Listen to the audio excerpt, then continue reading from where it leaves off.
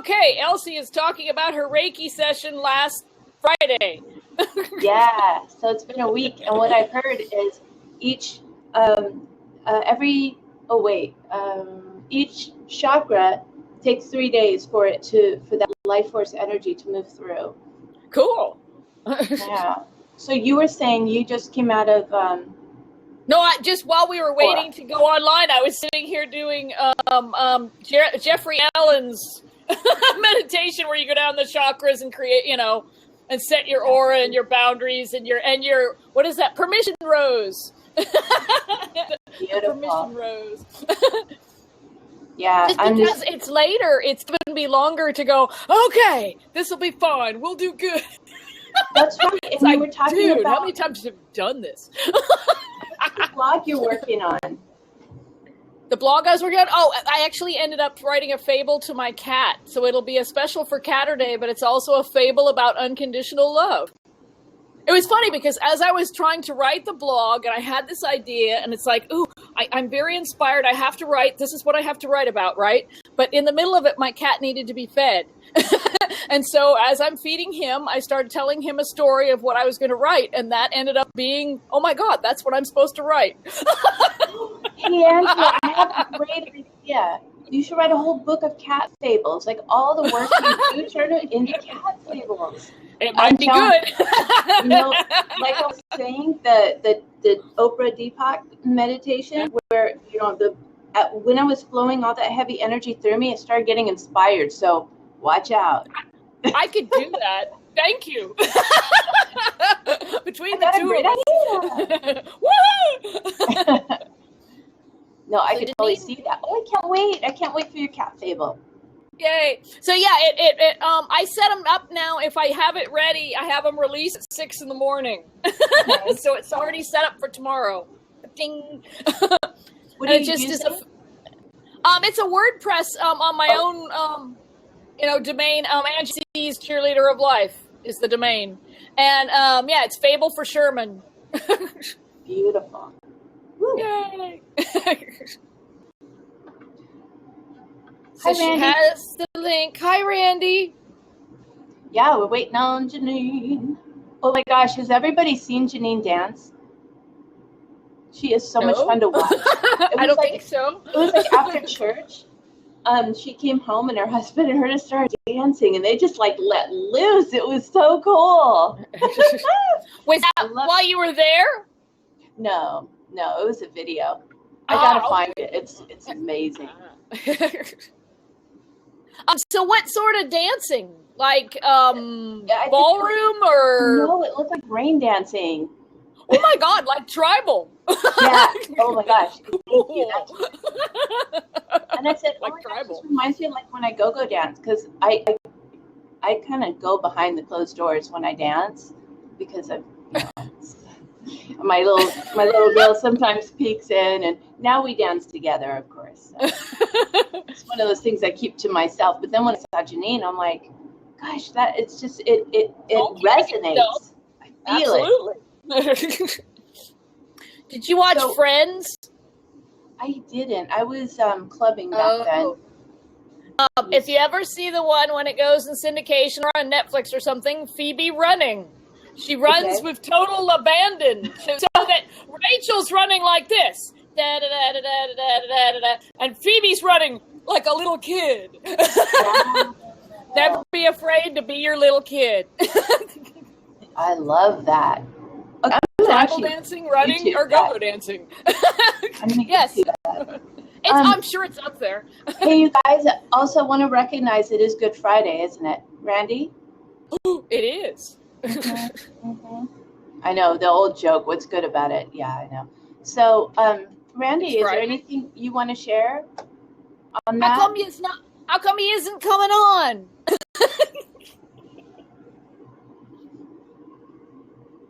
So, I know for years on Good Friday at church, I really struggled. Like, even now, like, I think it's still in me. I just look at an image of Jesus and I start crying.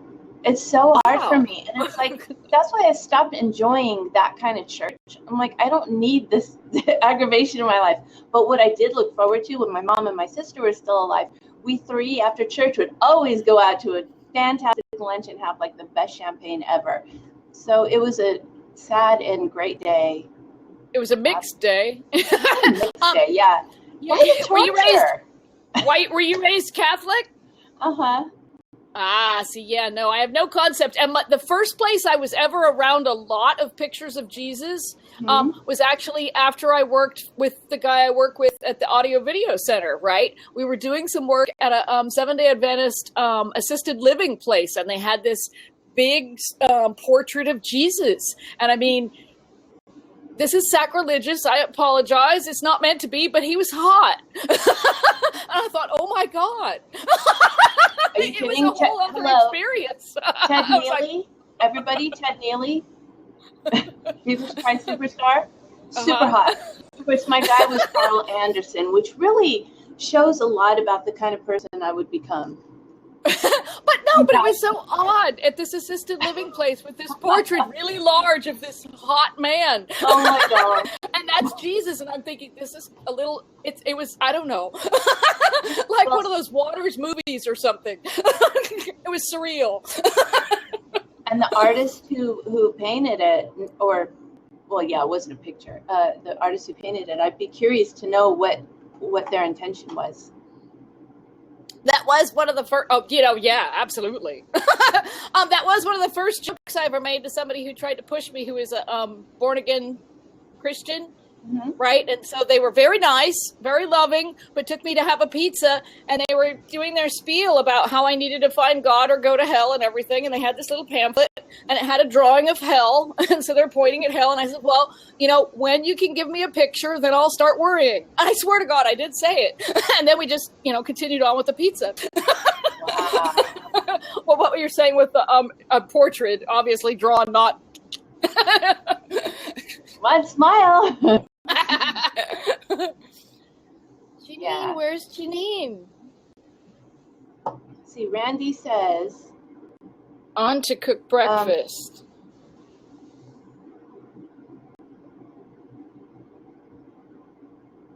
We're all reading. Sorry, everybody, for the pause.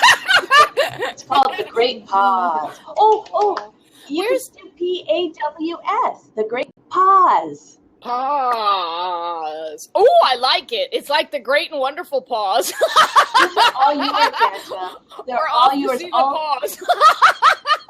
I love it. See, we've got a book here, you guys. And all this is inspired by the divine. It's not coming from me, so don't give me credit. This is all yours. Hey, I wrote the fable before you. That's right. You inspired when you said you wrote your cat fable. That's it. I was inspired. You were inspired, and then I was inspired. And we have to keep this going. But where's Janeen? Right? She had the link. Am I lacking in something I should do? Let me know if you want me to do something. Hey, why don't I go to Facebook and check on her? It's a +2. You want me to check on her? Might as well, I guess. Okay. So Randy is very, very involved on Easter. He did a sound check for a service last night, and he's cooking breakfast on Sunday. I think. Are you in the Janeen choir, needs help. I think you are part of the choir or something. I think I remember that. Yeah, I was raised Christian Scientist. We don't do Easter very much. Okay, she says, I'll let Angie know. She says she doesn't know why it's not logging her in. Okay, let me tell her, are you logged into Twitter? Ah.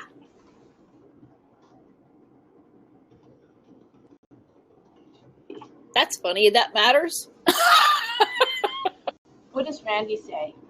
Randy hasn't said anything.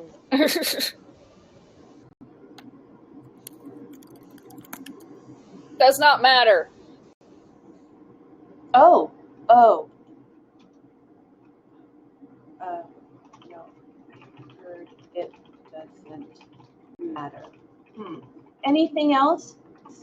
Is she on a Mac? Oh, Safari, because Safari won't work. Safari won't work with Mac. Hey, this is really good information for those who also struggle with logging into Blab. If you're on a Mac, Safari doesn't work. Safari doesn't work. And oddly, iPad a lot of times is missing things. I couldn't make co-hosts with iPad. And what else? It was really hard to find the Blab sometimes. Search was not always working. Although I think it works now. I tend to use Chrome. Try using Chrome. Randy says he's used Firefox works now, so Firefox works now as well. Hey Elsie, on a total aside, remember we were talking about cougars, and I said I had a shirt. Ow! Yeah. Ow! Ow! Ow! Cramp! Ow! Cramp! Where's your cramp? I got a cramp on my leg when I did that. Okay, it's gone already though. See? Oh, look at those eyes. Oh, little nosy. So that's what I have of cougar. Or mountain lion. Okay, it's Janeen. I like it. Not working. Any other troubleshooting tips? Okay.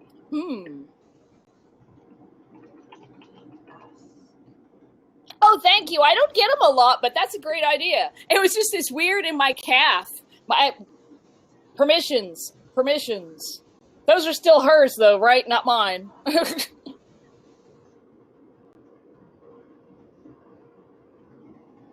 Right. There is a permissions you had to do. I can't remember what you had to do, though. Hello. What's the thing you had to do? I remember that. I had to do something with permissions before I could do it. Yeah. Was it about the camera? Yeah, on the padlock on the address bar, if you right-click on it, it comes up with permissions, and the camera and microphone has to be allowed by you. And then also on the right-hand side of the address bar, there's a little camera, at least in Chrome. In Firefox, She was on one of these before, though. Yeah, I know. She's getting her password sent to her. Is she using the same device? So maybe a couple minutes. Hey, Angela, what are you doing for Easter? Nothing that I know of. Like I said, raised Christian Scientist. There was a brief time period where I really loved hunting for eggs. And honestly, I mean, I like doing that sort of thing now. Anybody wants to hide them for me. But otherwise, yeah. Maybe going to Costco. Is it open? Love it. We're just hanging outside. We're going to do the whole Easter egg thing. And one of my friends was saying, I forget how she did it, but she got like maybe bunny feet, and she put flour on the outside so it looked like footprints. I forget how she did it. Yeah. But we're doing a whole. Do get really elaborate. Yeah, I wasn't really inspired looking for recipes. I know you guys are looking at my Google probably, or maybe it passed you, or maybe you didn't see it. But I've been posting recipes because I'm trying to get inspiration. So I couldn't. Everything's all meat oriented, like big roasts, So I just went with the tiki theme. We're doing a luau. I know I keep putting Hawaii and tiki together. I can't help it. I think I really want to go to Hawaii. And I dreamed I went last night, and I observed, not to get too lost in the vacation. I felt my feet touch the ground. I said, oh my gosh, I'm in Hawaii. Yay! And the observer in me really just felt the physical part of me knowing that. Isn't that cool? That's cool. Where have you guys been in your dreams? I did have an interesting dream recently. I almost never, when I dream about other people, I almost never have their face really show up to me well. And I had one about 2 days ago with my dad in it, where he actually came in and saved the day and helped me out when I was in trouble. And it was definitely my dad, but it was like this person's body and a picture of my dad. I mean, it was like, this is your dad. You have to recognize him. Because, I mean, it was a very recognizable picture. It was like 3-dimensional man with a 2-dimensional head, so that you'll know who this is. It was cute. It was really, it wasn't a bad experience. That's cool. What about you, Randy? Any cool dreams? Not so much lately. I was in Germany last week. Wow. That's cool. They say dreams are real. If you Yeah. believe it, if you felt it, then you experienced it. It was kind of You an were odd there. time of a year to go to Germany and experience Oktoberfest, but And was it Oktoberfest? I haven't. I've been to Leavenworth, which is 99 miles east of here, which is a supposedly German-themed town. But our German exchange students that came to visit and stayed with us, Said no. we took them over there, and they said, "This is nothing like Germany." What are you, American? Love it. Oh my gosh. Nothing like. Talk I about love burst it. I your just love bubble, it. you know.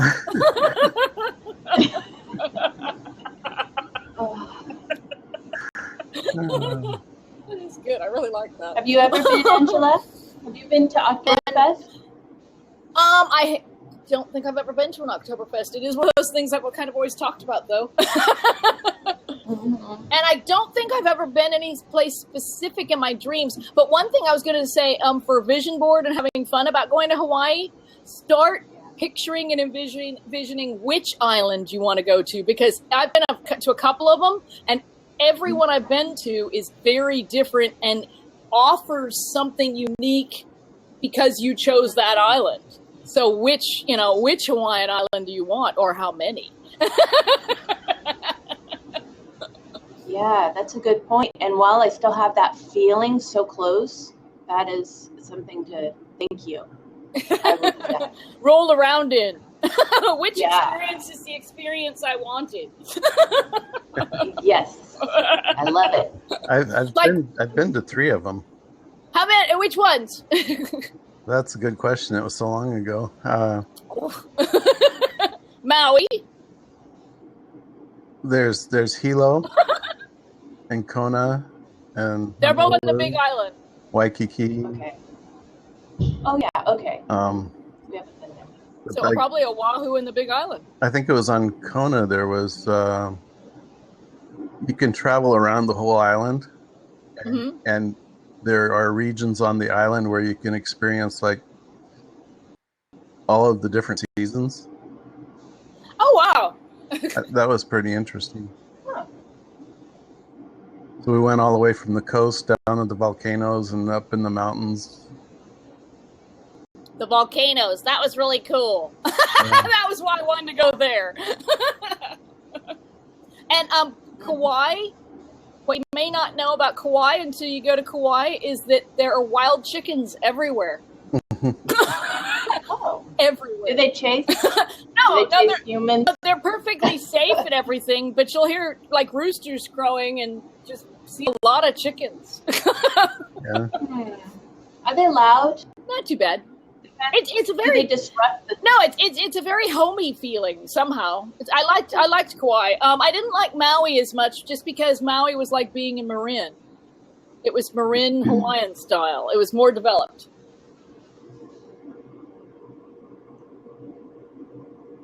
So, can anybody speak on A Course in Miracles? She needs. Can we send the link again? Yeah. What? How do I get the link? I did it with the Facebook share. What is that? Oh, okay. Let me just try this. I did it with the Facebook share to the message board. Message. Okay, I just sent her the link again. I just copied the toolbar. Whatever Yep, it's the address bar. Yeah. Come on, Janeen. Well, at least we've got a really beautiful, peaceful, flowing energy. That's it. Yes. So you should be just fine. So, how much did you know about A Course in Miracles before listening to Janeen talk about it? Oh, what's her name? Marianne Williamson, not the actress Richardson. Williamson. Journey Back to Love. Is that what it is? It was the actual live workshop on a book, and I don't remember a thing, but I was so moved. And it was before Achieve Today. It was before a lot of stuff. It was right after Sonia Choquette. that was my journey. And I was just like, oh my gosh, I have to read this again. But it never came back. And I started to read it again. But guys, it's a powerful, powerful book. I'll try to find the link to it. Here's Janeen again. Hold on, guys. She said, I have clicked on that a million times. Sometimes I hear you there. Oh no, she can hear us, but she can't get in. Why? Randy, what does that mean? She keeps clicking it. She's in Twitter. Oh, boo, boo, boo, boo, boo, boo, boo. She can hear us, but she can't get in. But then it asks me to sign into Twitter again, even though I'm already logged into Twitter. Oh, when she opens the Blab and tries to get in, tries to call in, it'll ask her to use Twitter to log into Blab. So she has to click yes on that. So she has to, yeah. Or allow or whatever it says. And it says to click yes when it asks you to log. There you go. It's her first day on Blab. Welcome her. Wait. Now, yeah. I think so. Now she just has to click on the call in. So, yes. That's interesting. Welcome. I wonder why it doesn't remember her from before. This needs a different label. Maybe she has a different Twitter account. Maybe. Lots of people have the egg. The egg's what you are when you don't have a picture yet. Yeah. A lot of people don't let eggs. Took me a while. What was your first Course in Miracles experience, Angela? Janeen.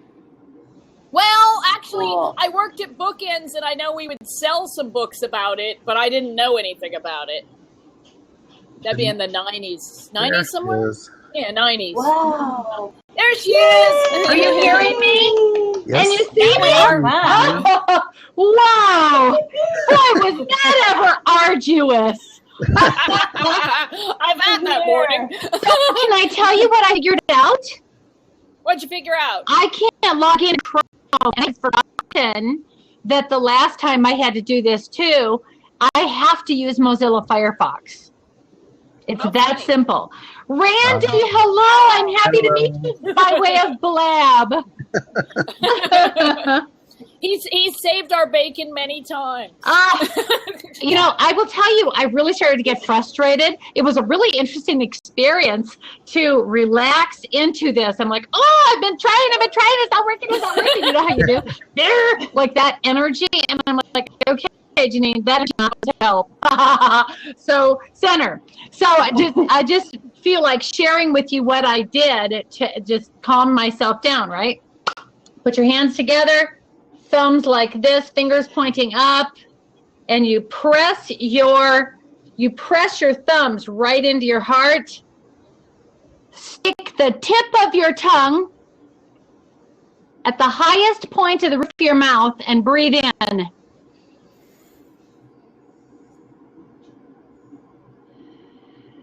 And out. Instantly brings you back to center and all thoughts stop. Try that again. It's a fun little thing for everyone to learn to do. You will notice when your thumbs are pressed like that, plus your tip of your tongue at the very top, the highest point of the roof of your mouth, and you breathe in, your lungs expand all the way from down here. Your lungs expand all the way from the lowest point of your abdomen. Your lungs will fill up, and it fills up so much easier. Like if you leave your tongue in normal position, just like kind of resting behind your teeth, it will not be anywhere near as deep a breath. But when you stick your tongue in that position, it fills up everything. So I did that.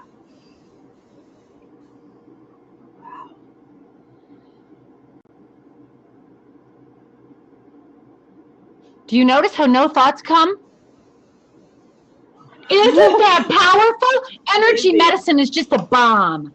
And you know, it's interesting because the reason why I got turned on to energy medicine was because of ACIM and everything it teaches about how the body is an effect and our mind and energy field is causal. So those two work hand in hand. Anyway, so there you go. That's what I did. And as soon as I remembered to do that, so at first I'm all frazzled, right? I'm well, I'm not even that really late. Everybody's waiting.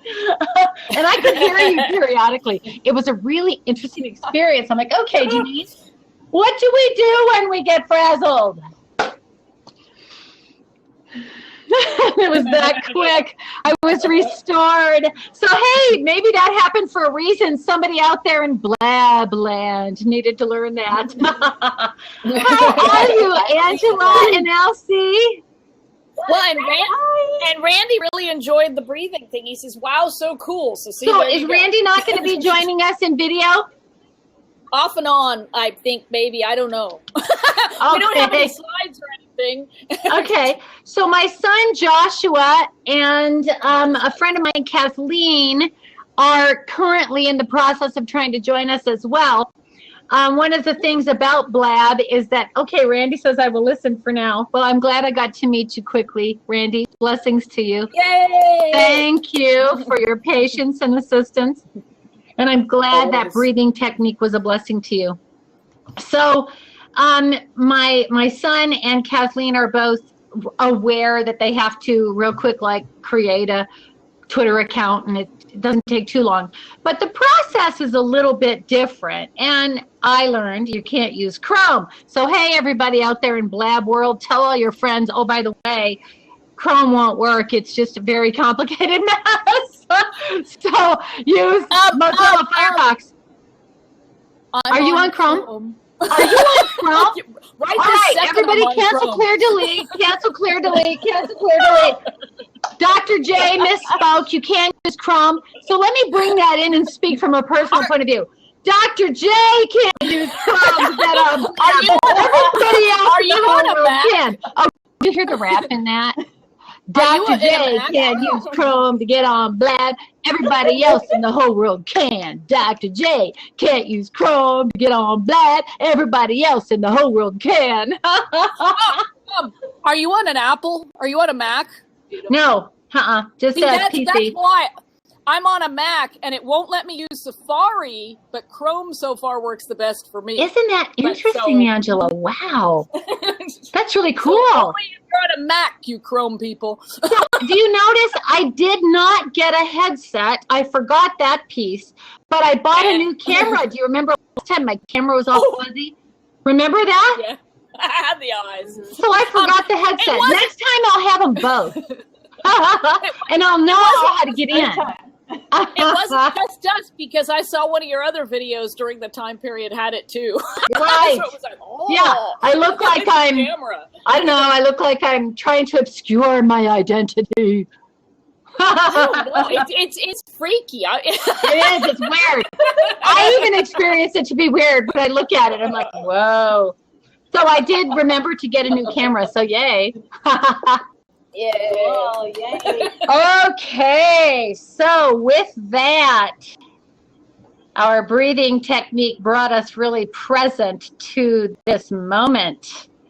And I love today's subject. Thank you, Angela and Elsie, for encouraging this blab and for being here with me now. So should we dive right into the subject? Who wants to start? Elsie, you want to start?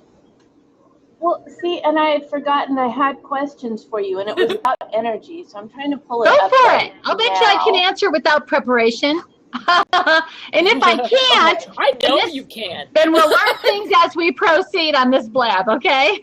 Absolutely. Okay. Trying to expand. I'm like, if I put my glasses on, my eyes get like 3 times as big. I'm going to type in my email address for everybody in case they want to email me anything.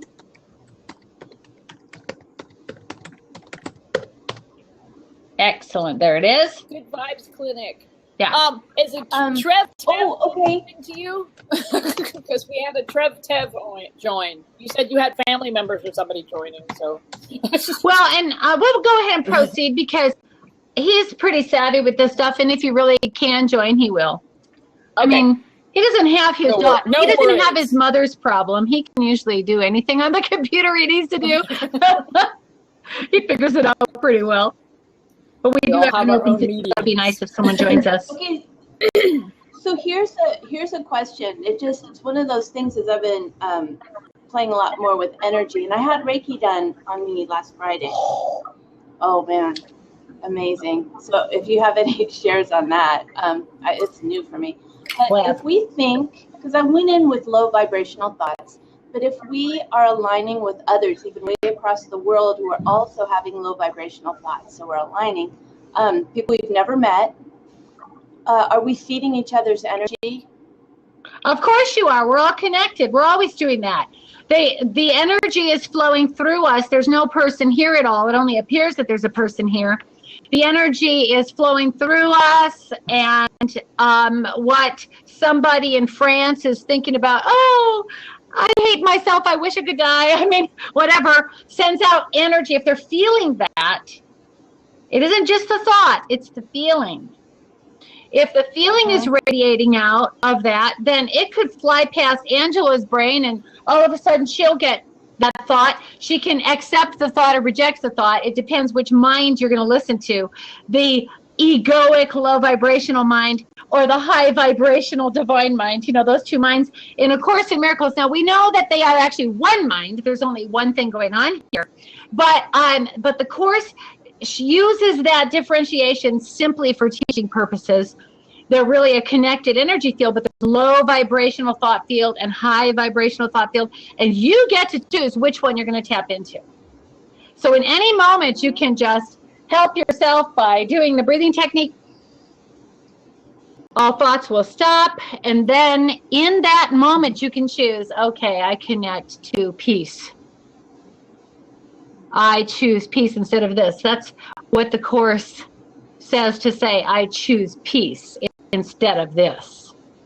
I choose peace. And that is your point of power. So, yes, you're aligning with low consciousness or high consciousness in any moment. And it's entirely up to you which experience you want to have. There's no right or wrong here. It isn't bad if you want to add energy of sickness in the world or add energy of people wanting to commit suicide in the world. Nobody's going to call you bad or wrong. However, for myself personally, and I believe for Angela and for Elsie, and perhaps for the other people listening to this, the fact is we are not choosing to add energy on that type of stuff. I don't want to add energy to that. I want to add energy to wellness, healing, abundance, love, everything that feels amazing. And that's the experience I choose. So that's the reason why I choose to align with higher consciousness.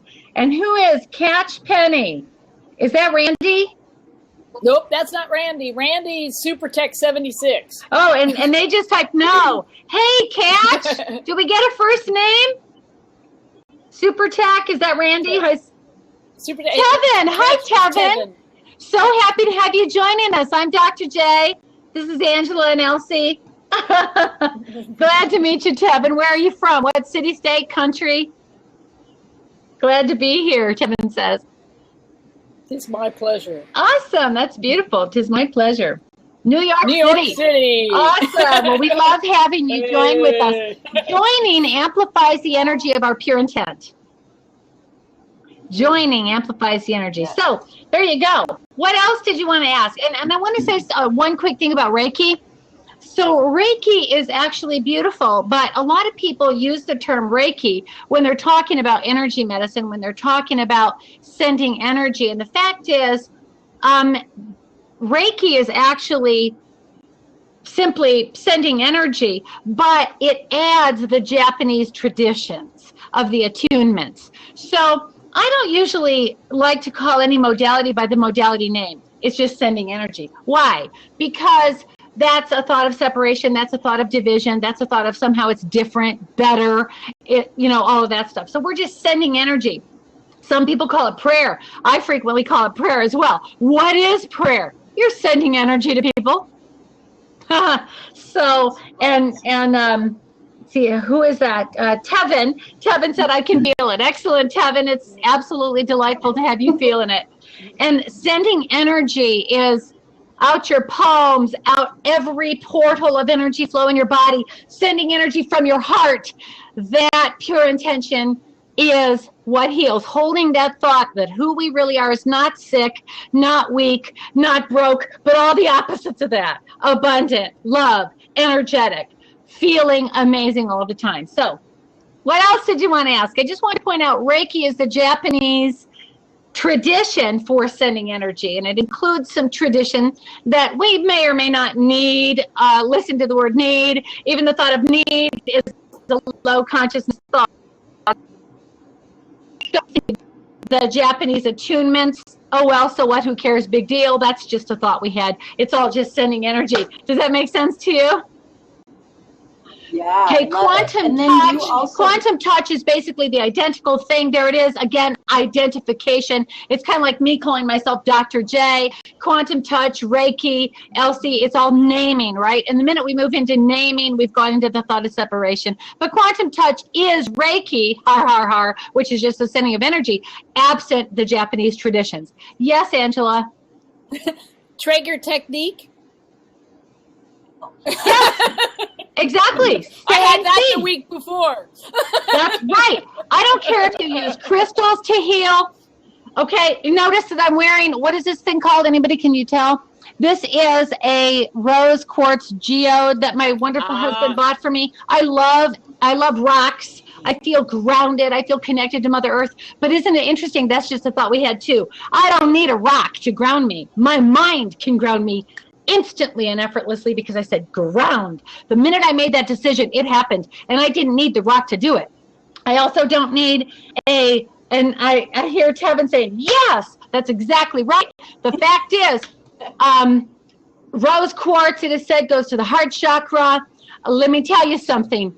It is said that citrine goes to the solar plexus, which is the seat of self-esteem, the zest for living the fire of life. The citrine didn't do it. The rose quartz didn't do it. That's just a thought we had. My mind deciding to heal my solar plexus, my self-esteem is actually what did it. It is a choice you make, and it is mind that does everything. And the minute you know your power, you won't need anything. And the thought I need will go right out the window because you're the power.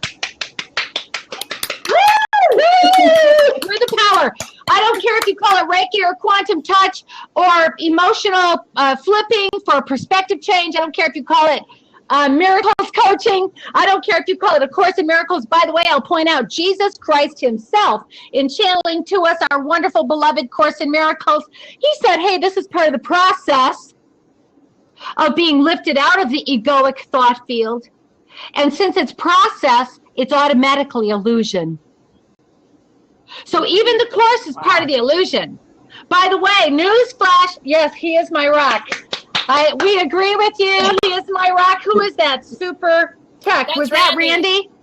That's Randy. Oh, Randy. Amen to that, brother. He is my rock too. Love, love, love. I want to point something out.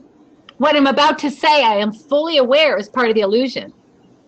Fully aware of it because it's a thought of separation. So I'm going to speak out of the illusion for a moment to actually help everybody get their head around a concept, okay? This is part of the illusion, the separation, the thought of separation, the thought that we're all separate. Buddha never offered to come back to be helpful. Jesus Christ in the Course says, why are we here? You have one purpose, Angela. You have one purpose. Elsie, Randy, Tevin, Dr. J, everybody else listening to this, the fishies, the birds, the trees. We are here only to be truly helpful. Say that with me. We are here only to be truly helpful. Do it again. We are here only to be truly helpful. Buddha never said he'd come back. Nope. So I'm going to move into judgment for a minute and say, thanks a lot, brother. Judging Buddha. Yeah, the Bodhisattvas come back. The Bodhisattvas come back. They were his followers that wrote down his teachings. They come back to be helpful, but the Buddha never did. Now, let me put that in divine mind perspective, because that's the thought of separation, right? do we have to interject ourselves into the illusion? We, consciousness, we, divine mind, according to ACIM. We, divine mind, we are that. We are the vibrational frequency of divine mind, the all that isness. Okay, that's who we really are. That's called reality. It's not truth. Drum roll, please. Dr. J is admitting that she's telling lies. I am not telling the truth right now. Okay, why? Because I'm telling you reality right now. Truth is perception. Thank you. Truth is part of the illusion. There are so many people out there looking for truth, truth, truth. I am not teaching you the truth right now. I am teaching you reality. Truth is perception. That's right, Elsie. Truth is perception. Truth is different for everybody. Therefore, you can seek the truth and seek the truth and seek the truth, and you're never going to find it. Because it's different for everybody. Yes, Angela. And sadly, those moments when you're cornered by somebody who wants to share your truth with you, they don't actually have it because they're not you. Yeah, right. So your perspective in this egoic illusion, this thought of separation illusion that we're living in, the thought of separation is what makes my point of view. I think it's my experience, when actually it's a collective experience everybody can relate to at some level, which is why I can always tell the truth upon myself and about myself and don't have to hide, and I can be completely vulnerable because I know in point of actual reality, we're all connected, we're all the same. I don't even want to say in point of actual fact, because facts aren't truth, facts are perception. When you really get this, you will know your power. You are creating at the speed of thought when you actually are choosing which consciousness you're going to align with. There is no such thing as truth, but there is reality. And according to the Course, according to ACIM, reality is what's really going on. We are divine. We are love. Abundance is flowing in every moment. Sickness is a thought you had. And we're going to talk more about that as we proceed into this, because it's honestly one of my favorite, most empowering subjects. My belief, and anytime I'm talking belief, it's low consciousness, right? But we do speak English. In this egoic illusion, we speak English. Just like Jesus Christ himself said, he gave us the Course and the way of mastery. I'm going to speak a little bit out of the way of mastery as well. Okay? The way of mastery, which is, maybe you can see it's the Shanti Christu Foundation. Can you see that? Kinda.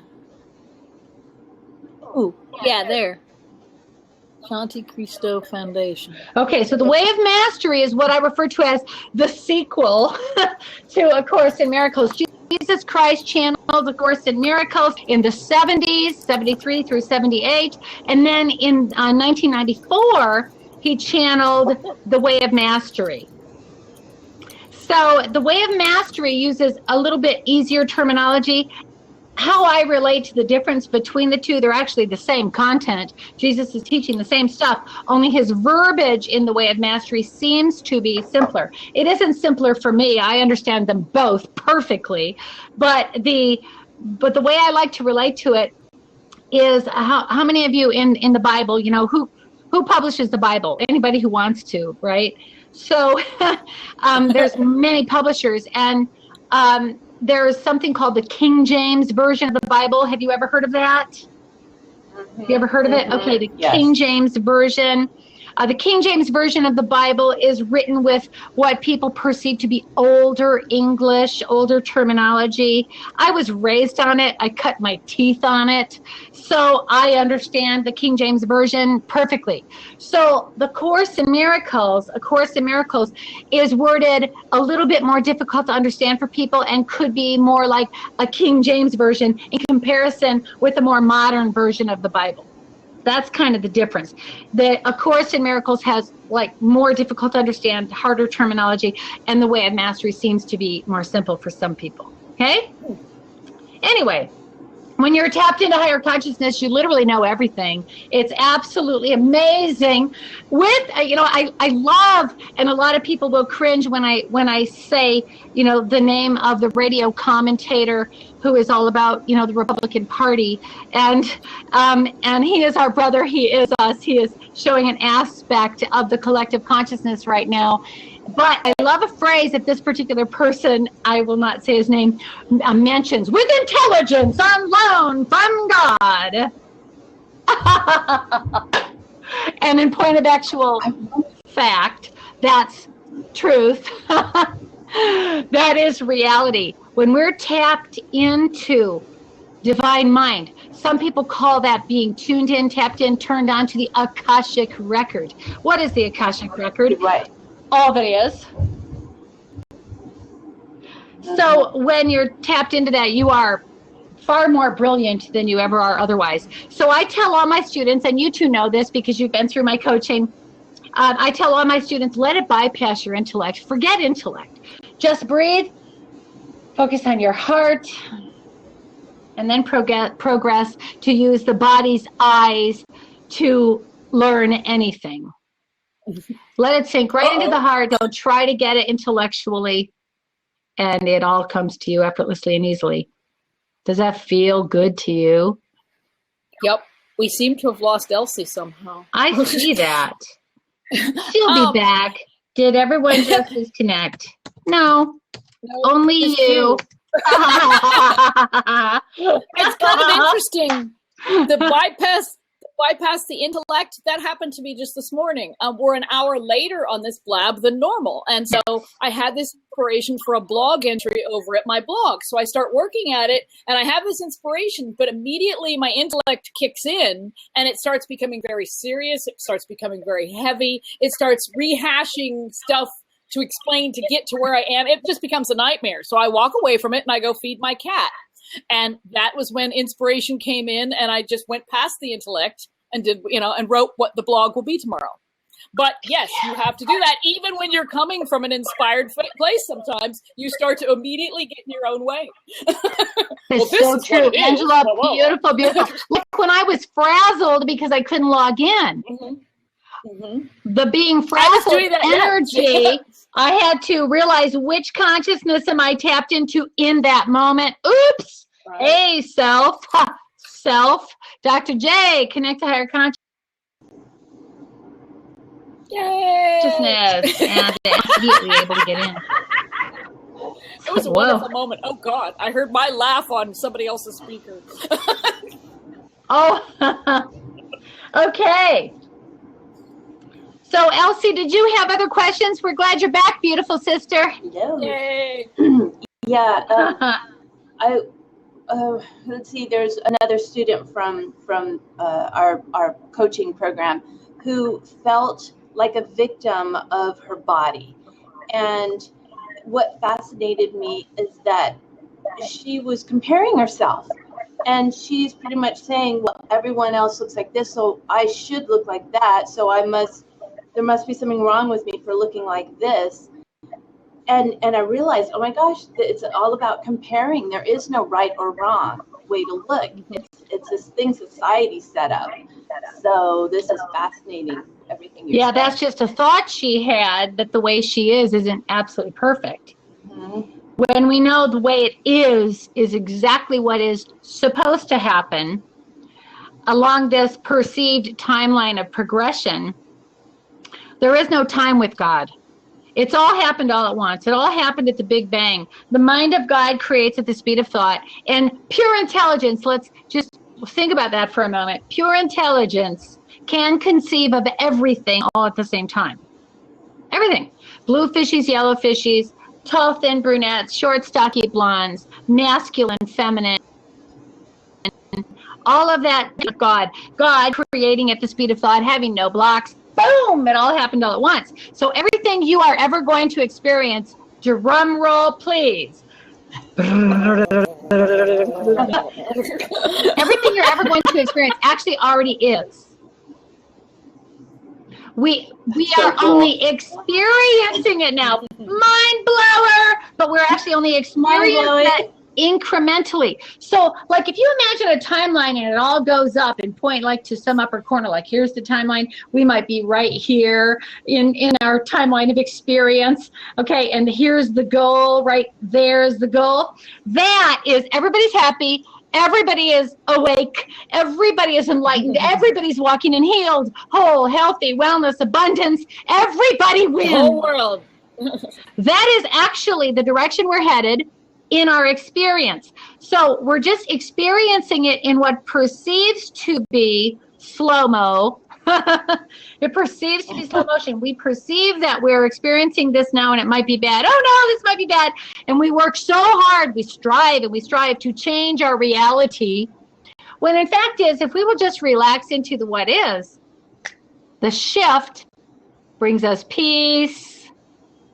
And then experience the what is as peace in the midst of what might be perceived as the storm. Peace in the midst of the storm, in my opinion, is reason for faith. You're not going to change the what is by pushing against it. You're only going to make it worse. Relaxing into it, now you experience it to be peace. And the minute you experience it to be peace, you're no longer attracting all the crap. And we all get to the end result and we all get happy. We're all we all win. Hallelujah. Stairway to heaven, Randy says. That's exactly right. So the stairway to heaven is, I could see peace instead of this, as A Course in Miracles teaches us. I could see peace instead of this. I could see peace. Now, you might be looking at something that appears to be horrible, but if you will just ask divine, just make the statement, I choose peace instead of this, you'll switch from tapping into low consciousness to high consciousness immediately, because you're the power of choice. You are that. You are the power of choice. The minute you choose, everything switches for you. Then the universe will restructure itself and your eyes will perceive, oh wow, look at that. Everything outside of you will reflect the peace of inside of you. Yay. So what is this? I always loved the eye thing. That you used to talk about it goes through and then it creates its own reality and comes out like. Okay, so what you're talking about, Elsie, is my teachings about how the optic nerve works to make us see, right? How the brain works to make us see. This is absolutely just, brain science, which is really, really funny because I don't want you to ever confuse science with reality. Because we are creating the science as we observe it. Do you understand that? The Heisenberg principle is already proven. The science changes every time we look at it.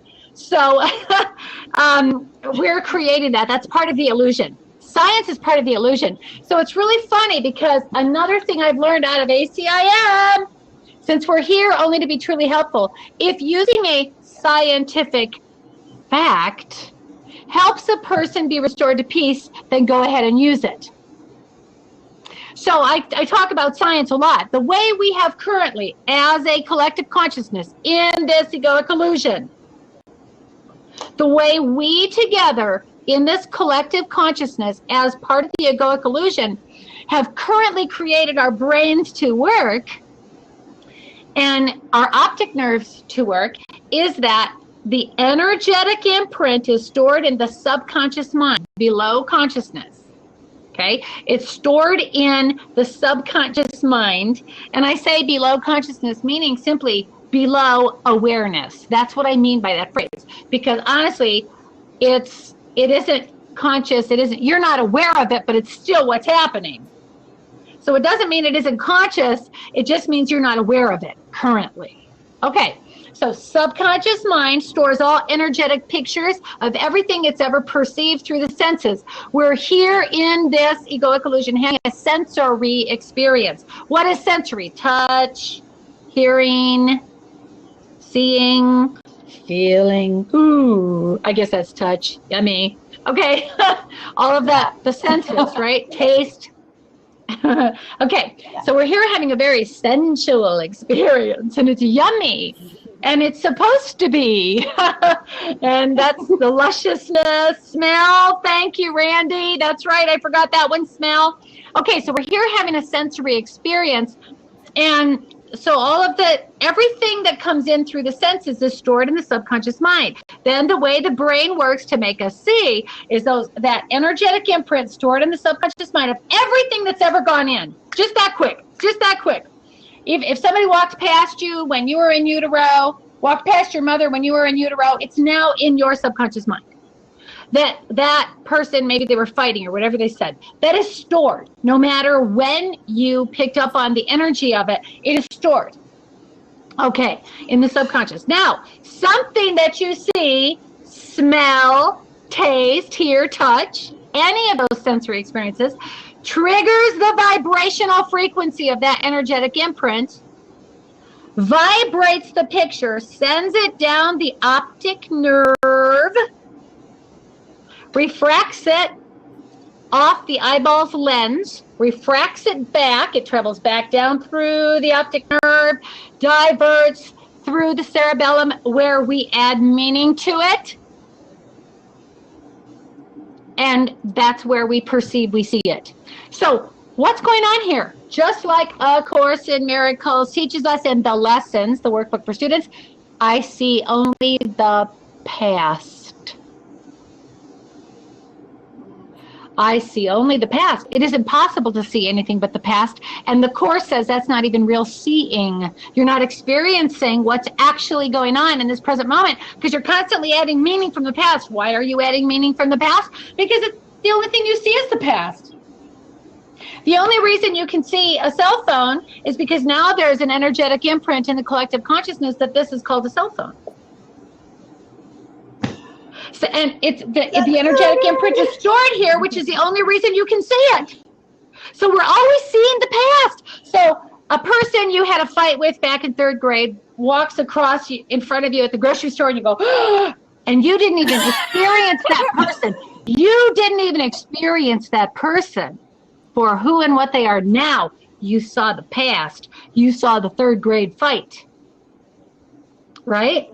I have here a cup.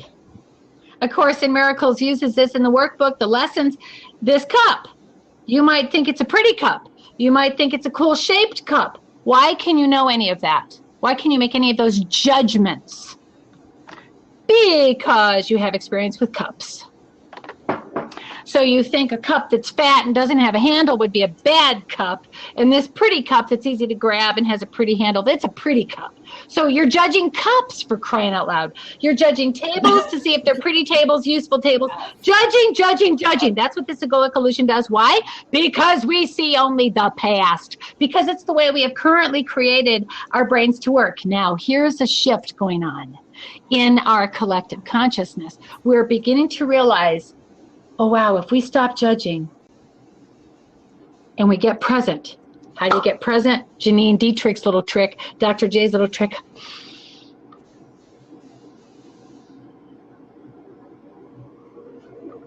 All thoughts stop. You can see the person for who they are now. You can experience them for who they are now. You forget the past when you had a fight with your husband. And you actually see him now. You can experience the lusciousness of his beingness now.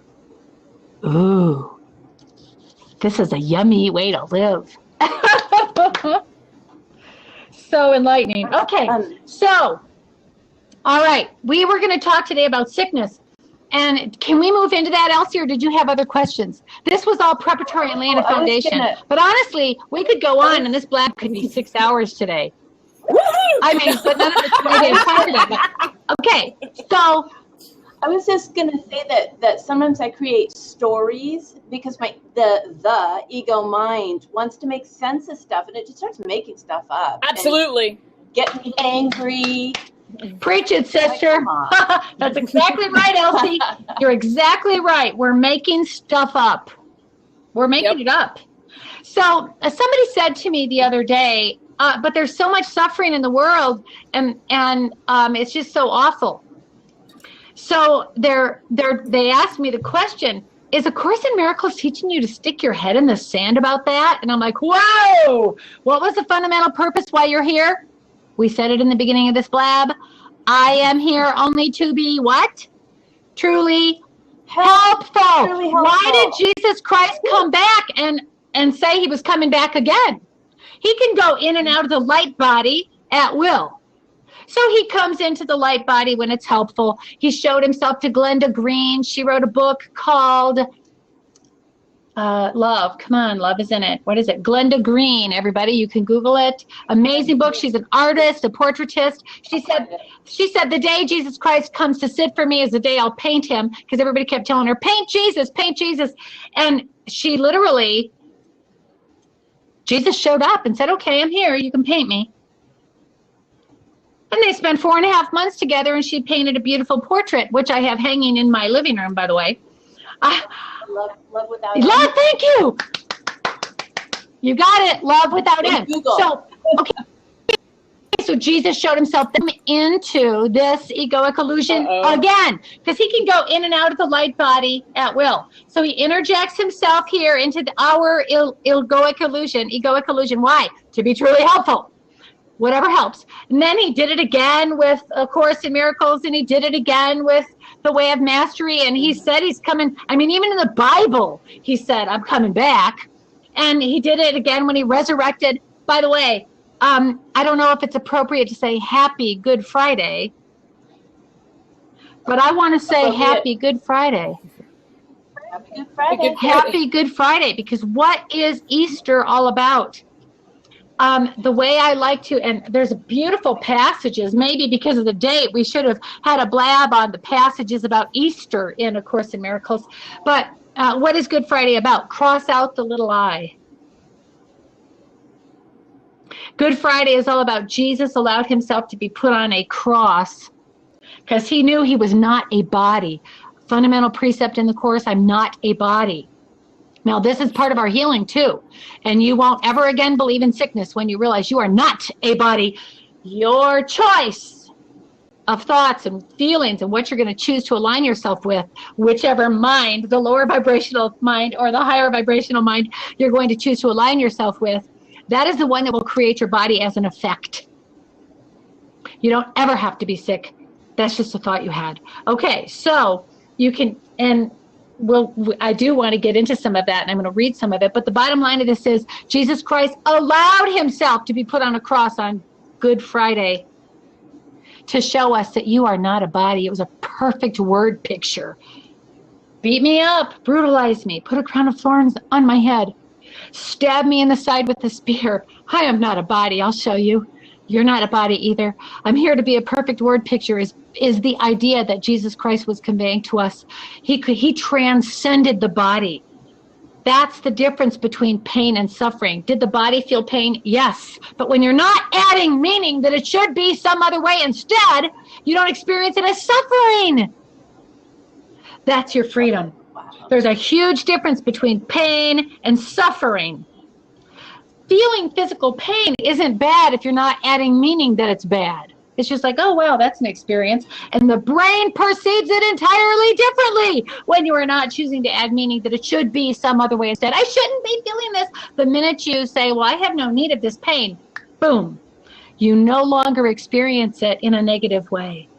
It's just like, that's interesting. And it doesn't hurt because you're not suffering. Do you see the difference?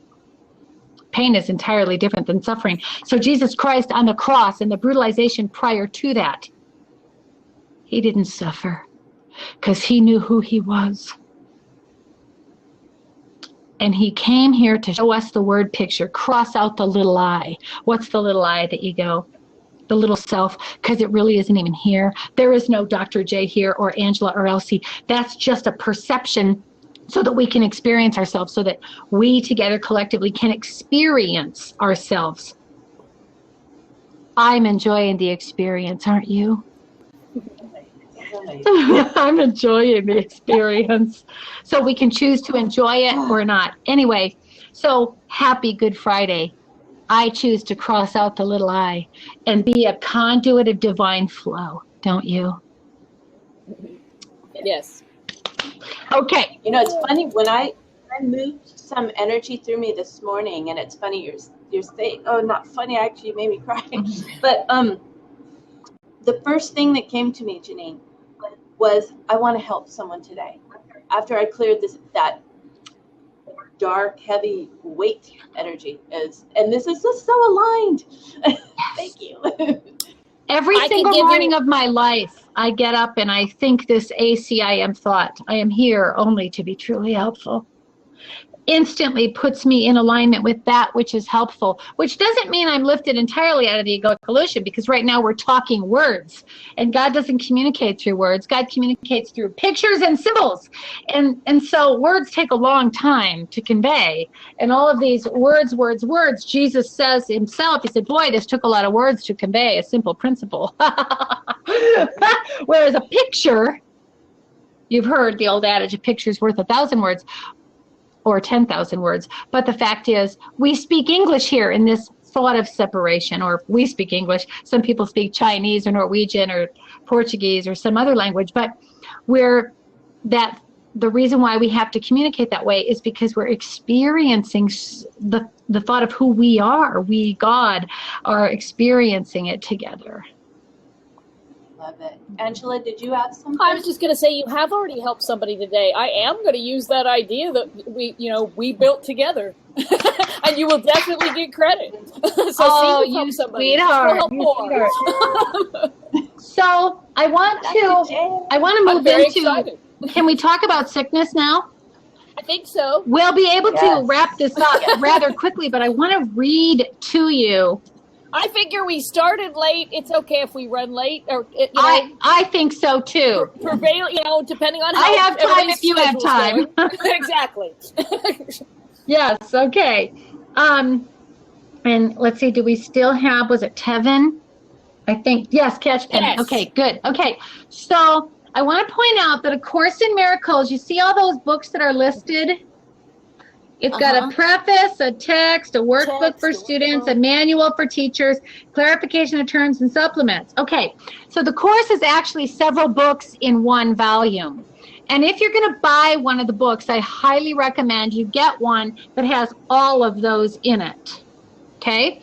There are some older versions. I'm going to flip this around so that you can see that's my coffee table right there, and essential oils on it. And I had my course group Wednesday night. I teach a course group every Wednesday night, and you see all those books stacked there. Well, there's some of them don't have all of the books in it because they were some of the originals that I purchased.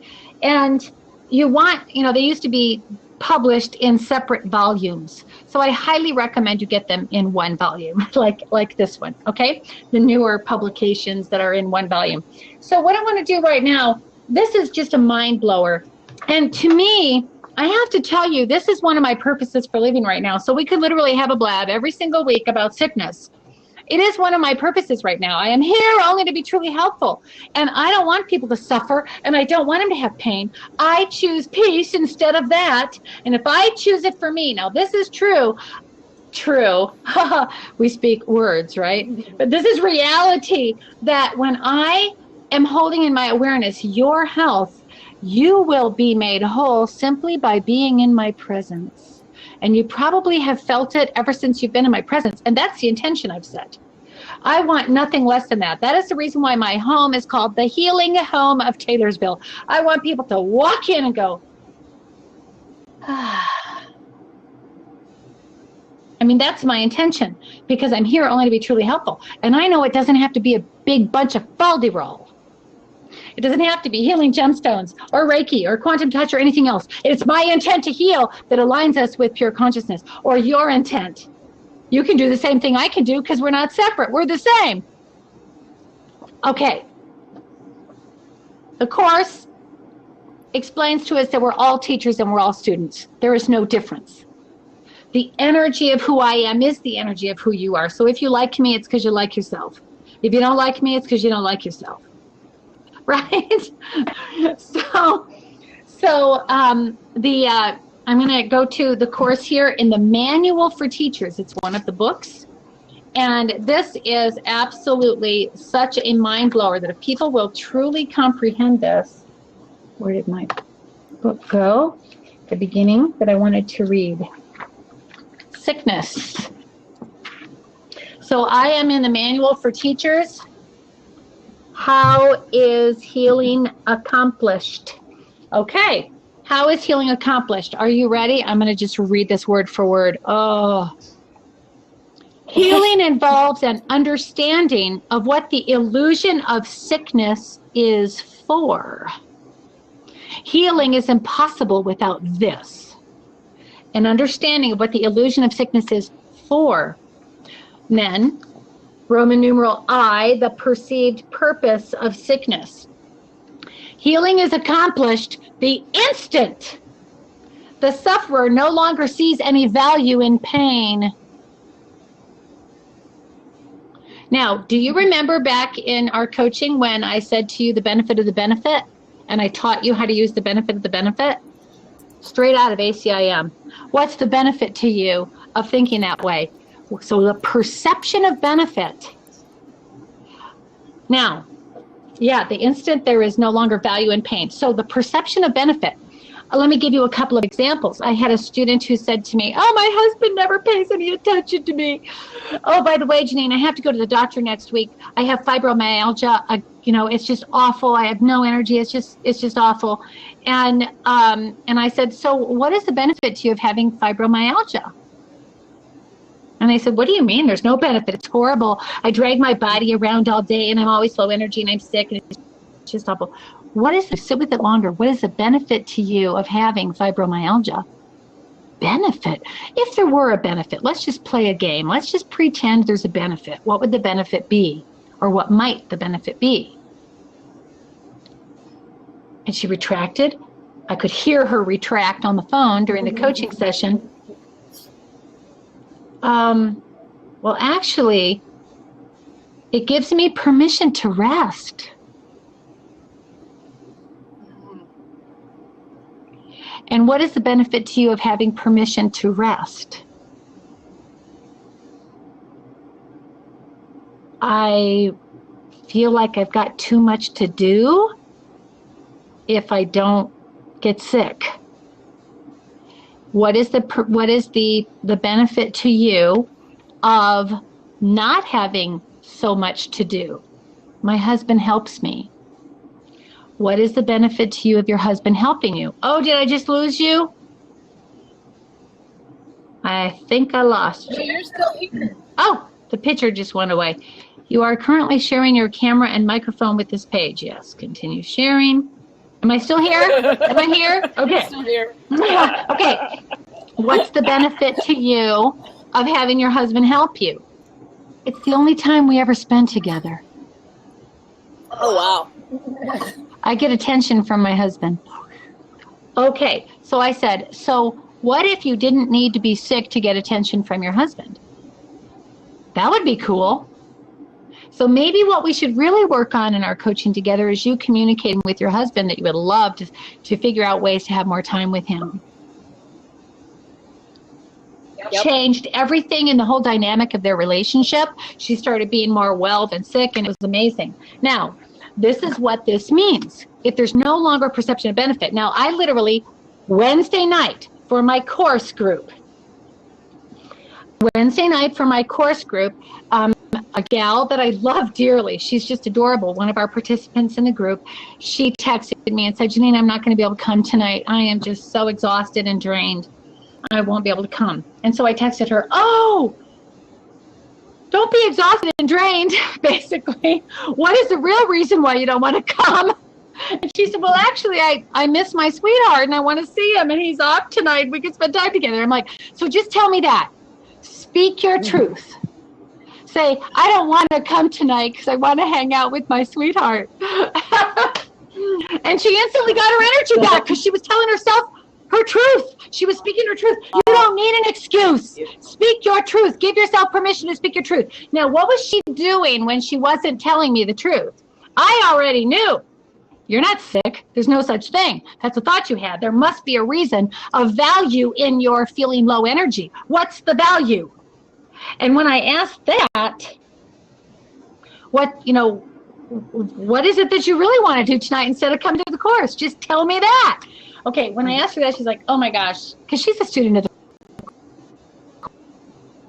course, where she instantly saw, yes! I told her, I said, you are too well to come to our course group tonight. You go have fun with your sweetheart. Enjoy every bit of it. So give yourself permission to speak your truth, and you won't need excuses of being sick. I don't want to do it. I don't want a job. Some people say, well, if I'm sick, then my husband lets me not work.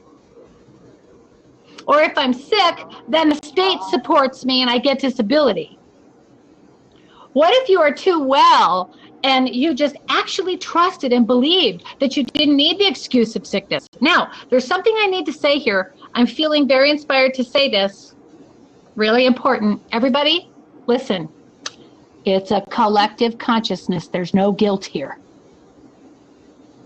Sickness is a collective belief. There is no guilt here. We together as a collective have decided we need an excuse to rest, an excuse not to work so hard, an excuse to just spend time with our lover because we feel like it. How's that for a reason? I used to tell my employees, I do not like sick days. I will always challenge your belief in the fact that you are sick. But if you come to me and say, Janeen, I am too well and I just do not want to come to work tomorrow, I want a well day, I'll go for it. Okay, don't give me your excuse. Be too well to do that. Say you're going to do something else instead because you choose it. That is your power. Isn't that beautiful? Okay, so, all right, the perceived purpose of sickness. Now, let me continue reading this same section out of the Manual for Teachers. Who would choose suffering unless he thought it brought him something, and something of value to him? He must think it is a small price to pay for something of greater worth. For sickness is an election, a decision. And let me say again, do not be laying a guilt trip on yourself. If you gave birth to a crippled child, don't you start doing a guilt trip on yourself. Guilt is what attaches us to the ego. A Course in Miracles says guilt is the #1 enemy. Don't be doing a guilt trip. You are here only to be truly helpful, and so is your crippled child. Your crippled child is raising our awareness of the fact that, hey, what are we doing to each other here? Let's stop making each other sick. Let's not make people have to suffer. This is the true meaning of compassion. When I change my awareness and see that person as healed, whole, healthy, well, and I treat them like a person. I had a quadriplegic friend who said, Janeen, you're the first one who ever looked at me and talked to me when I was wheeling around in my electric wheelchair. Why are you so nice to me? I'm like, why shouldn't I be nice to you? You are a beautiful divine being. True compassion comes from actually remembering who people really are, no matter what the eyeballs are making you see. So remember, it's collective. When I had the thought of guilt and shame, I added energy to somebody believing that, oh, if they don't go to work today, they should feel guilty. I did that to them. So don't ever feel guilty yourself personally that you created your sickness or somebody else's sickness. We collectively believe in this crap. Okay? We collectively chose this because we don't want to be in our divine grandeur. That's what A Course in Miracles calls it, divine grandeur versus egoic grandiosity. Egoic grandiosity thinks I'm better than you. That's egoic grandiosity. Divine grandeur knows I am so amazing, I am so powerful, I am that, so fully and completely that I see all that in you too. Therefore, I can learn from you and you can learn from me. A Course in Miracles, we're all teachers and we're all students. Every one of us. Sometimes you're the teacher and I'm the student. Sometimes you're the coach and I'm the student, right? We're right. both. And to see it any other way is alignment with low consciousness. Now, this brings up some real interesting things because I could read and just read this to you, and it's amazing. But what I want to turn to right now is, let me find it here. Okay, the next page of the same section. The acceptance of sickness as a decision of mind for a purpose for which it would use the body is a basis for healing. When you fully comprehend that it's a decision you make to be sick because you think you need an excuse, you're actually aligning with low consciousness, believing that you are a body, instead of realizing that you are a spirit, and the spirit is using the body to have a sensory experience. Is this making sense to you? How everybody in the chat, are you comprehending this? Beautiful. Is this luscious? Yes. Isn't this just luscious? Yes. Luscious, isn't it? Okay, so the body is an effect of what you're choosing to buy into. Now, when I change it in me, I am adding energy in the whole entire universe of healing everyone. When I align with low consciousness and I say it should be, I should be some other way instead. It should be some other way instead. I see you as sick, and I'm worried about your sickness. If I am worried about your sickness, I'm adding energy to the thought of sickness, making it worse for you. So the best thing I can do, if a person asks me for prayer and healing, is show up to be helpful, because that's our purpose. We don't stick our head in the sand. We show up to be helpful while holding space that there is no order of difficulty in miracles. That's another precept in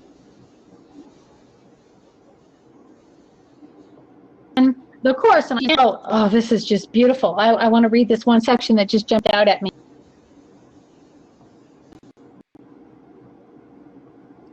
Let's see. The patient could merely rise up without the aid of the healer. Okay, so I believe that Elsie is still here, but she has audio only. Hi, Elsie. Oh, that's so funny, and I'm seeing the same thing with you. I have a picture on both of you. Interesting. Really well, the internet is internet. like waves of energy, right? The internet is waves of energy. Waves. Totally. Sometimes it's a little less, sometimes it's more. It's just waves. That's everything in the universe is a bunch of waves, right? Waves, particles, strings. It's all just movement. Okay. That's why trying to hold on to something and keep it the same will mess up your life and you'll be miserable. Embrace change, because the universe is perpetual flow, perpetual change. Embrace change, feel comfortable with change, and then you just are always happy.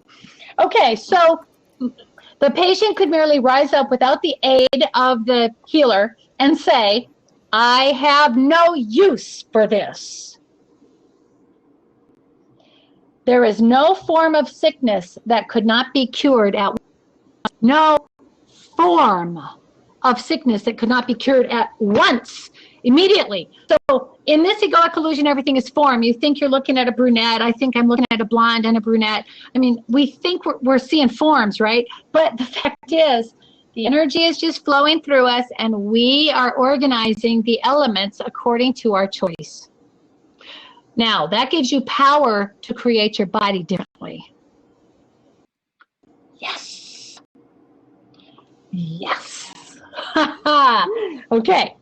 So, Elsie, that's whoa, isn't it? Big time.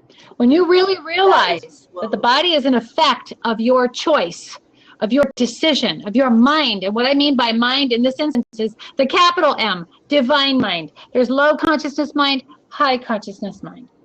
So Catch Penne said refresh. And I don't know what that meant about, but maybe he was refreshing his computer. I think he means Randy should refresh. Yeah, whoever. Oh, it's fine now. Okay, great.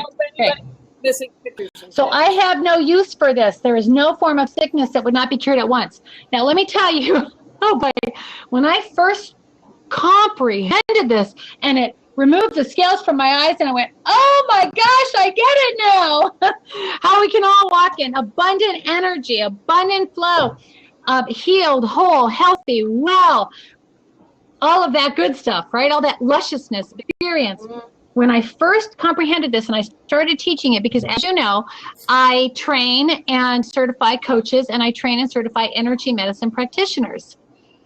In training my energy medicine practitioners and my coaches, as I was teaching them this, some of them just retracted.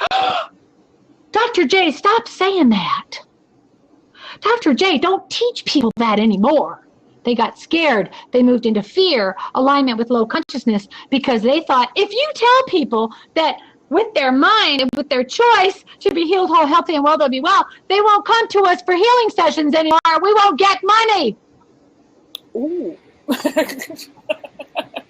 Fear! Isn't that wild?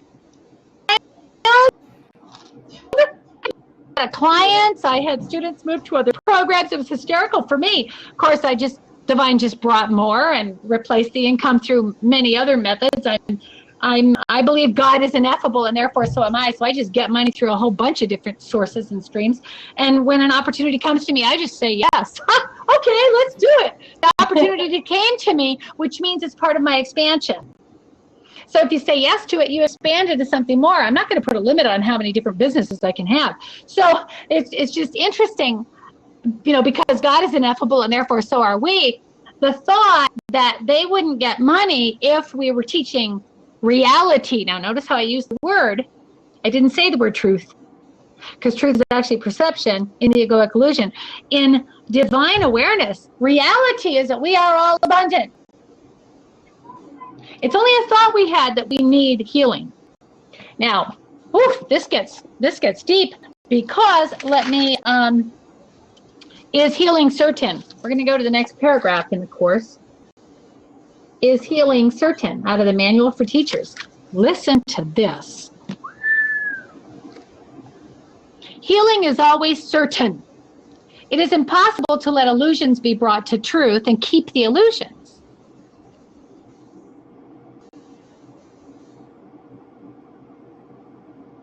Truth demonstrates being sick, right? When it loses its value, you see no value in the benefit, and you say, there's no value in this to me.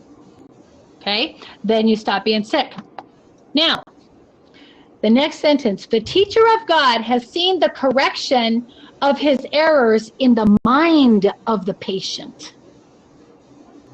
Yet, what if the patient uses sickness as a way of life, believing healing is the way to death?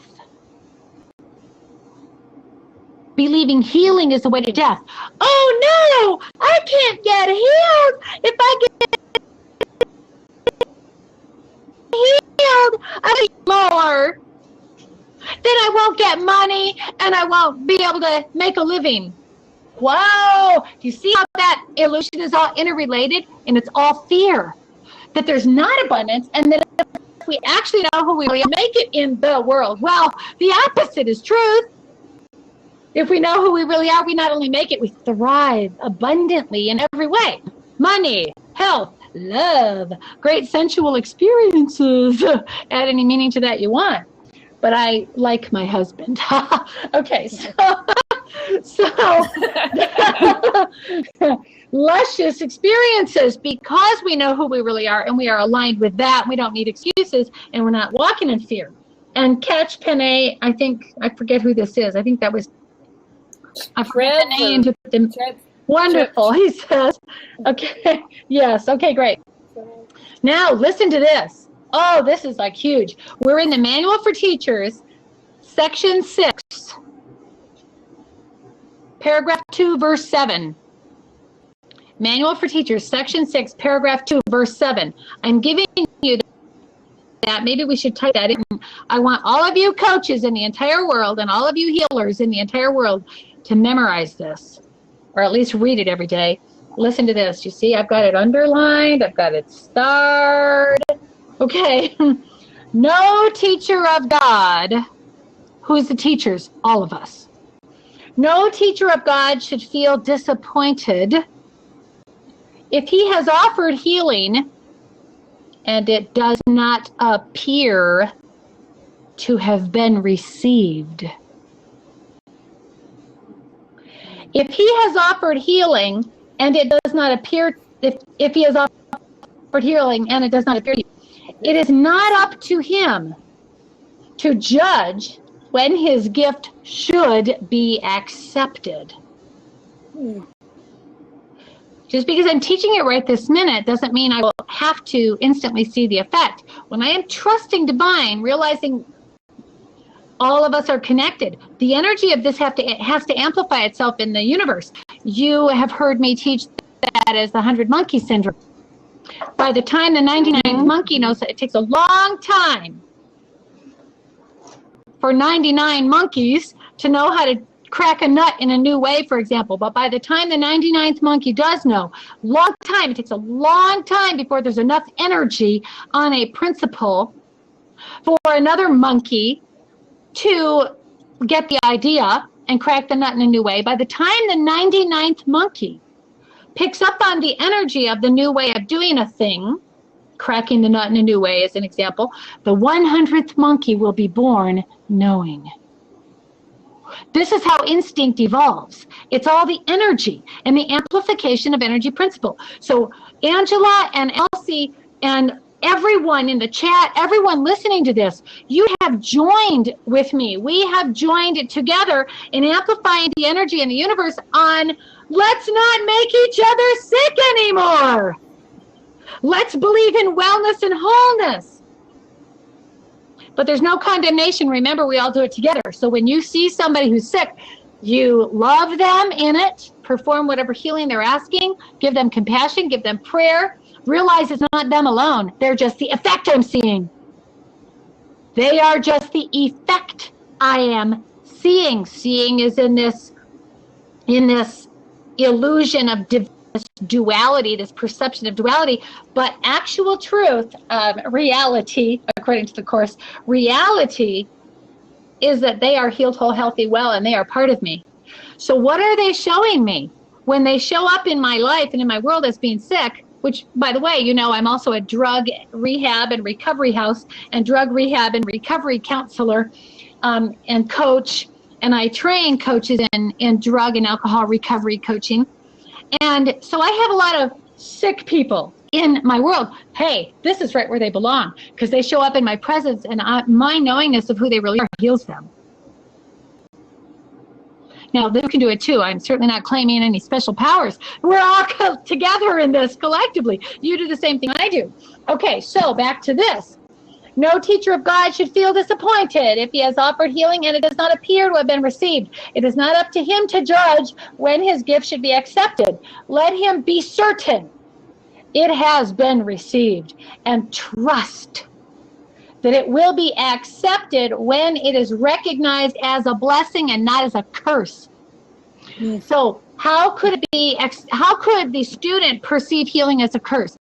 Oh no, if I don't have my disability, I won't get money. Oh no, if I don't have fibromyalgia, my husband won't pay attention to me. So they see the healing as a curse, so they keep going to healers, and they go to more sessions, and they go to more sessions, and they go to more sessions, and the healer, you know, does right to accept them, because it would be not love. We're here to be helpful, right? If the person perceives they need it, they have thought of needing it. The best thing I can do for them as their healer when they come to me for sessions is to remind them of who they really are, talk to them of their wellness and their wholeness, do the process of what's the benefit to you of believing you need the sickness. What's the benefit of that? What's the benefit of that? What if you actually didn't need that at all and you knew who you really are and knew you were well?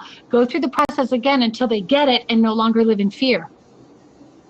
My goal, however, is for them to not live in fear very, very quickly. So I'm not creating dependence upon me. I'm reminding them who they really are so they walk in their wholeness. Now that is true healing. But compassion says, as long as they think they need it, I minister to them, reminding them of why they don't need it. Okay? So I'm speaking the truth in love, right? I'm speaking the reality in love. Okay, now, it is not the function of God's teachers to evaluate the outcome of their gifts. It is merely their function to give them. Once they have done that, they have also given the outcome, for that is part of the gift.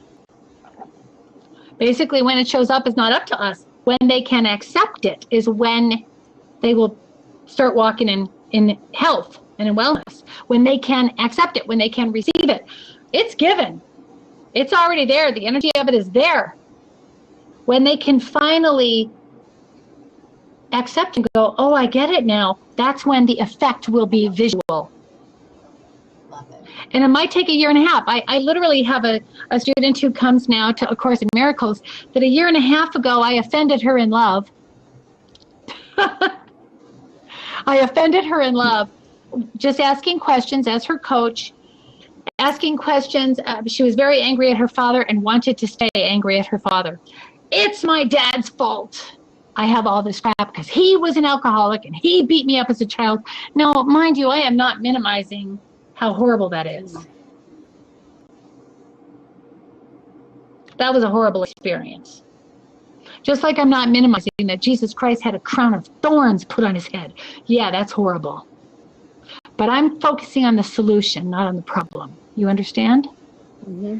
Focusing on the solution to create more of the solution. So I lack no compassion for her, how awful that must have been. But in asking her the questions and bringing her to realize she has no more need of being sick, okay? And she came to the decision herself through the questioning process. She said, do you mean to tell me I will no longer have this sickness that she had when I forgive my father? And I said the same thing the master exemplar Jesus Christ said. Thou sayest. I didn't tell her that. That came out of her own mouth. Good coaching doesn't tell, it asks. Until they do their own consciousness raising. So I asked her the questions and peeled back the layers of the onion of consciousness until she realized, oh my gosh, you mean the instant I forgive my dad, I'm going to be healed? I said, thou sayest. And she said, I did say that, didn't I? I'm like, you're the one who said it. And she said, I don't want to forgive him yet. And now I know, and now I am conscious enough to know that I am sick of my own choice. Because I do not want to forgive him. I want it to be his fault. I want to be angry. I want to be in that victimhood. A year and a half later, she came to me and she said, I get it now. This is what you said or brought me to realize a year and a half ago. The lights went on. Weight is dropping off effortlessly and easily, and her healing is transpiring right before our eyes. Because she finally decided she had no more need of the sickness. She could actually let that go. Amazing, isn't it? Mm-hmm. It's so powerful. It's just amazing. Okay. So now here's something about giving and receiving, and I want you to apply this not only to healing or coaching, because I know you're both coaches. Don't apply it only to coaching and healing practices like Reiki or whatever modality you use, healing gemstones as medicine. I mean, I've used them all. We're here only to be truly helpful. I've used reincarnation, which this is a really interesting thing to comprehend. We could have a whole session, a whole blab on reincarnation. The Course very specifically says, should I believe in reincarnation? And the Course says, use it if it's helpful. Because we're here only to be truly helpful. And if the thought of it happened in the past and that's not happening now, if that thought helps, then use it. But is reincarnation actual truth? Remember what we said earlier in this blab? It all happened all at once at the Big Bang. Yep. God created everything at the speed of thought, and we're experiencing it slowly. So is there, in point of actual fact, any real past lives? Nope. The energy of it is simultaneous. Yeah, wow. Simultaneous in different dimensions. I don't know. I've had this thought that in a past life I owned a brothel. I probably liked that a lot. Okay. I still think the thought's kind of cool. Anyway, so the energy of that, and I was a Viking. I'm Norwegian now. you know, I'm of Norwegian descent. I was a Viking, you know, and I probably chopped off people's heads. Ooh, how high consciousness is that? Yuck. But I probably did that, you know, as a Viking. It was a purpose. So in what dimension is that transpiring? In what dimension is that energy? It's right now. In some other dimension of perception, I'm having that experience now. It's just that I'm experiencing this lifetime right now in this dimension. I'm experiencing it now, but it all happened all at once. So there really are no past lives. I've heard voices. I've heard voices like a Monsignor, beloved man in my life, had passed, and I heard his voice after. So that has stayed with me. That, yeah, how could he have spoken after? It's because he's not really dead. It's happening right now. Some other dimension of perception. And what is dimension of perception? Egoic illusion. Right? Yeah. So it's all happening right now. This is all just God experiencing himself or herself, however you want to use it. But I wish we had a word. I wish we had a word for both. And I don't like itself because that feels impersonal to me. Yeah. That feels impersonal. So in our language, English, we don't have a word for that. I wish it were something like, I'd like to say God is not a he or a him. God is a shim. A she, him, you know, it's blended. And I believe that's why in the scriptures, in the ancient scriptures, you don't see any reference to divine feminine. You know, you don't see God's mother or God's wife or any of that stuff, or Jesus' wife. It's not mentioned in there because at the level of the perception of divinity, they're both one. There is no dualistic experience except in duality. So there you go. This is also another reason why I couldn't care less about the thought of homosexuality or lesbianism. That's just all BS. What's BS? You see the bull there and the stuff coming out the other end? That's sign language. Bullshit. What is bullshit? Belief systems. Belief systems. It's BS. It's belief systems. So the fact is, we're all one. So love is a good thing, and it doesn't matter what form it takes. Form means nothing. Love is a good thing. Okay, does that make sense to you? Yep. You resonate with all that? Okay, so back to the course. I don't know. Should we start wrapping it up, actually, or we're heading towards noon? Just Awesome. in case. Okay. Okay, now listen to this. So back to the thought that the teacher who performs the healing, the teacher in that instance, because the student's also being a teacher, by causing us to see what we think we see, which we think is illness. Okay, listen to this. No one can give if he is concerned with the result of giving.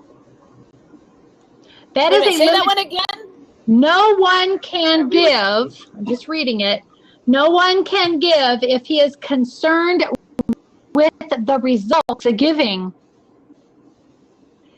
That is a limitation on the giving itself, and neither the giver nor the receiver would actually have the gift. Trust is an essential part of giving. In fact, it is the part that makes sharing possible. The part that guarantees the giver will not lose, but only gain. Who gives a gift and then remains with it to be sure that it is used as the giver deems appropriate? Such is not giving, but imprisoning. If you remain with the gift, you didn't actually give it. In other words, if I'm performing a healing or a coaching session, I have to trust and know the miracle is there. The miracle was given. When they can appropriate it, they will appropriate it. And that's when the effect will be seen. If I stay with that gift and say, oh no, how come they still look like they're crippled? Oh no, if I'm doing that, I'm not trusting, I'm not even believing in the miracle myself, which means I'm what A Course in Miracles called the unhealed healer. I'm the one not trusting. If I'm the one not trusting, how can I create miracles? What's a miracle? According to the Course, a shift in perception. Then the effect happens immediately. Okay, wow. Was this helpful? Thank you. Yes, I found it very helpful. Thank you, Angela, for calling our attention to the time. Like I said, we could probably go on. Well, just cause we could, but let's schedule another one. Has become hard. Let's schedule another one. Oh, we're so scared. And next time I'm going to start earlier to log in. I thought it would be simple because it was last time, so I was surprised I had any blocks, but now I know better. So we can tentatively say that Janeen will be the one after I get back from Mexico. Oh, congratulations, darling, going to Mexico. Enjoy that sensory first experience. time. First time. Enjoy the sand between your toes. And it's an Abraham Hicks workshop. Wonderful. Wonderful. Please remember something. Law of attraction is part of the egoic illusion. It is. Wow. There you go. It isn't actual reality because God creates at the speed of thought and God doesn't need process and all that shifting stuff. So law of attraction, we together collectively created that in the egoic illusion. That doesn't mean it isn't truth, but truth is also part of the illusion perception. So remember that the consciousness which channels Abraham Hicks is divine mind. It is, okay, so what Abraham Hicks teaches is not unlike the Course. It's not unlike the Course. It's process. Exactly. Jesus himself says the Course is part of the illusion because it's process. God does not need a process. So in divine mind, the consciousness of Abraham that is channeling Abraham Hicks, the consciousness is divine mind. It is what we are. It is us. It is Jesus. Jesus might be in that group. Of course, Jesus is in that group. So are all the other masters. Okay, that's who we are, right? So they're non-physical form of all the masters. That's who's channeling the Abraham Hicks material. But what they're teaching is how to live in the egoic illusion and be happier about it. Don't ever make the mistake of not knowing that. They are divine mind teaching us how to live happier in the illusion. Right, absolutely. Which is a fascinating thing. And the fascinating thing when you're at one is the whole thing where if you show up with questions, and they always tell you that if you don't get a chance to ask your question, don't worry about it, someone else will. And I've experienced that over and over because I went to one other workshop of theirs, and it's phenomenal. It's just like, oh, there it was, there it was, there it was. You exactly think of a right. new question and don't what happened. You're right, Angela. You're exactly right because it is a collective consciousness. We're all together creating all this mania. So I've experienced that as well. I was at a workshop. I love conducting live workshops. If you ever want me to come out to where you are and do them, I would love to. I love conducting live workshops. But I was at a live workshop with someone who was supposedly really highly evolved, a big name. And I love them. They are me, right? They are me. So I saw an aspect of something, and in that moment, they were the teacher, but I learned how not to be because we were at this workshop. And when somebody would ask a question, they would pinpoint that person out as if it was that person's question, making them feel bad about asking. No. When in point of actual fact, they might just be the mouthpiece for somebody else's question.